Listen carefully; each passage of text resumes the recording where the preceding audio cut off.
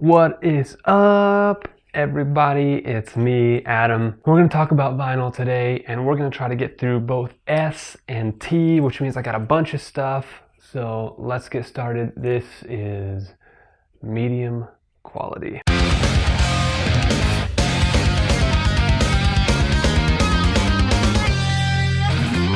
First thing I have is The Migration by Scale the Summit. This is a brand new album in awesome white vinyl. These guys were headlining a tour, and The Reign of Kindo, one of my favorite bands, opened up for them. And when these guys came on, I was blown away. Stylistically incredibly different than The Reign of Kindo, which is kind of indie jazz. This is straight up instrumental metal. Very much like Between the Buried and Me, minus all that dang hollering that those metal bands do. Excellent, excellent album. Go check them out. Next up, I have Bookends by Simon and Garfunkel. This is a really cool album. 1967 classic Simon and Garfunkel album that has America, which is a cool song. Obviously the very iconic Mrs. Robinson, and a very relaxed album, as you might expect from the later part of Simon & Garfunkel's career. Certainly not an expert on these guys, but this album is worth checking out. It's a lot of fun. Next up, holy cow, Stryper's To Hell with the Devil. I found this behind a couch in this house and was like, what? This is crazy. This album, 1986 Christian hair metal band, one word, yellow. Now if you get a chance to check this out, it is incredibly bombastic. It's super fun if you like hair metal. You put this on and To Hell with the Devil, that title track, is epic. Check it out if you can. Next up, I've got one of my favorite albums from 2012, St. Vincent's Strange Mercy. I believe this has a really nice white vinyl pressing as well. It's got more of a, I want to say almost a 70s kind of funky thing going on in a lot of the songs. It makes it very interesting to listen to, and certainly one of the reasons why this is one of my favorite albums from last year. Go listen to the song Surgeon, probably my favorite track from this album, but all of them are really great. You'll get a sense for why this album is different than the two albums that came before. I believe it was Actor and Marry Me, but definitely check out St. Vincent's Strange Mercy. It's super cool. Moving on, we have The Grand Illusion by Styx. This album is awesome. It's got The Grand Illusion, Fooling Yourself, Come Sail Away, and that's just side A. Side B has Miss America, which is pretty good. It's got that over the top, like 70s arena rock feel. Probably one of my favorites by Styx. This is the first Styx album that I ever purchased, and was not disappointed by that. It's awesome. Definitely check this one out. Next up, another Styx album, we have Pieces of 8. This is their 1978 release, so right after The Grand Illusion, they followed up with this. It does have some notable tracks on it. Blue Collar Man, I think, is side B, yeah. And Renegade, also on side B. That's a really iconic, just hard-hitting, bass drum-driven song. Super awesome. I picked this up at a Bookends here in the Phoenix area. I noticed that the pressing of this is a limited edition gold pressing. I saw that and I was like, yes, of course I'm getting this. It's awesome. Check this album out if you can. The Grand Illusion and this album are probably the two best Styx albums. Next up, I have Kilroy Was Here, yeah, from 83. So this is a few albums later in their career. It looks almost like a movie soundtrack. It's got photographs as if there's some story that this is playing out. This has Mr. Roboto, which is the Styx song that everybody knows.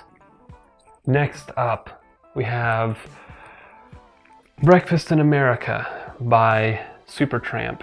This is considered one of the greatest progressive albums. To be honest, I haven't listened to it. I was at that same Bookends where I picked up Pieces of 8 and saw this and thought, well, I've seen this come up over and over again on prog lists, and I haven't listened to this album yet. I've heard Take the Long Way Home, but that's really it. I mean, and that's just a single, so actually I should probably listen to this today.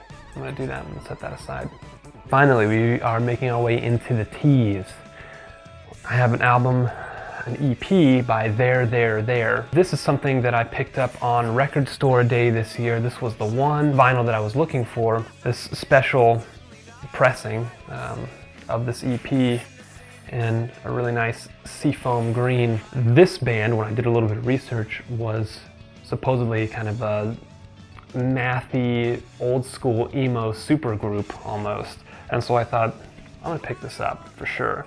And was very, very impressed by this. In fact, I've pre-ordered their upcoming EP that's coming out this week. It's in the mail right now, somewhere. And this is the band that became my gateway to Into It Over It, because one of the members of that band is also in here. If you like kind of mathy, old school emo, check it out. Next up, full-on math rock, This Town Needs Guns, 13.0.0.0.0.0. I picked this up when I saw them. They were playing with Terra Melos, who are not so interesting live. Cool math rock album. A lot of tapping and high octave singing going on in this one. But if you get a chance to listen to this, look it up on Spotify, check out these tracks. This band's definitely worth listening to.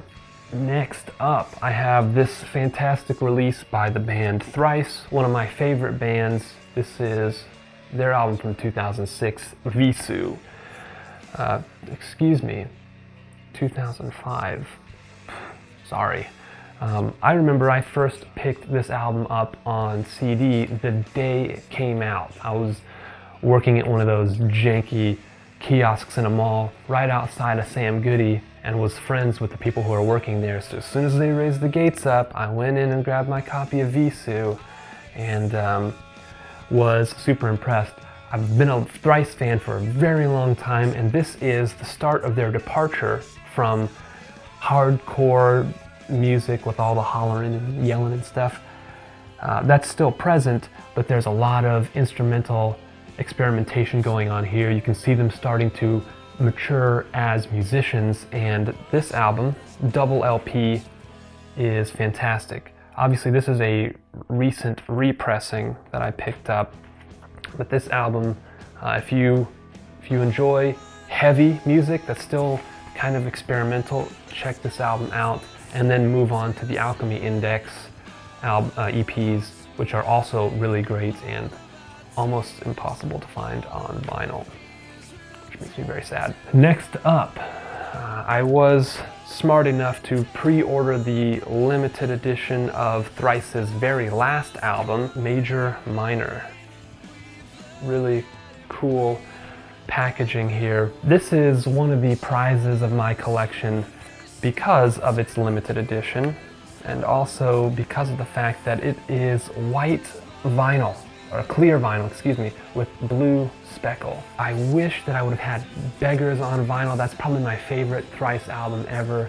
I think that's the apex of their creativity, and I can see why they stopped after this album, because it was a little bit of a disappointment for me, a little bit of a downturn. This album feels maybe just a little uninspired. I think at this point Dustin was already starting to think about moving on to doing something else, and now of course he is a solo musician. He works for Mars Hill, which is a big church in California. He does a lot of worship type music now. And that's something I'd like to pick up on vinyl as well. Lastly, in my teas, I have this Tom Waits album, Closing Time. This is a really beat up DJ copy that I found behind a couch in the same place where I found that Stryper album. Really beat up, but it plays well enough. I don't know. I'm not a huge Tom Waits fan, but it's in my collection. Sadly, a very anticlimactic end to today's vinyl update. Thank you for watching this mammoth update. Make sure to follow me on Twitter. I'll put the information for that in the show description below, and we will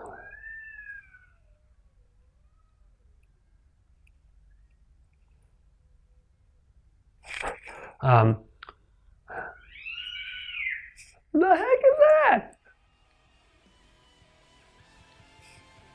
Okay, anyways, be sure to subscribe and we'll see you next time. Peace out.